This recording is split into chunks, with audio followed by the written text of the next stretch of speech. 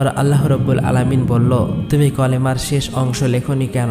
কলম ভয়ে কাঁপতে কাঁপতে বলল, হে আমার রব, আপনি পাক পবিত্র, আপনি এক অদ্বিতীয়, আল্লাহ ছাড়া তো কোনো উপাস্য নেই। এই নামের শেষে কোন নাম লিখব আমার তা সাহস হচ্ছিল না, আমার তা জানা ছিল না। তখন আল্লাহ রব্বুল আলামিন বলল, হে কলম, লা ইলাহা ইল্লাল্লাহ, এরপরে আমার একান্ত বন্ধু প্রিয় হাবিব মুহাম্মদুর রাসূলুল্লাহ এই নাম লেখো, অর্থাৎ লেখো লা ইলাহা ইল্লাল্লাহু মুহাম্মদ রাসূলুল্লাহ। এই কথা শুনে কলম কয়েকশো বছর এই নাম লিখতে লাগলো। অতঃপর মহান রব্বুল আলামিন আর সে মুহাল্লার উপর বিশাল বিশাল স্তম্ভ সৃষ্টি করলেন এবং সেগুলি 7 তবক জমিন আসমানের ভিতর পুঁতে রাখলেন। তাফসীর কারকরা উল্লেখ করেছেন যে এক একটি স্তম্ভ থেকে আর এক স্তম্ভ দূরত্ব 700 বছরের পথ। তারপর আল্লাহ তাআলা আরশ সৃষ্টি করলেন এবং এই আরশ বহন করার জন্য সামান্য কয়েক মুহূর্তে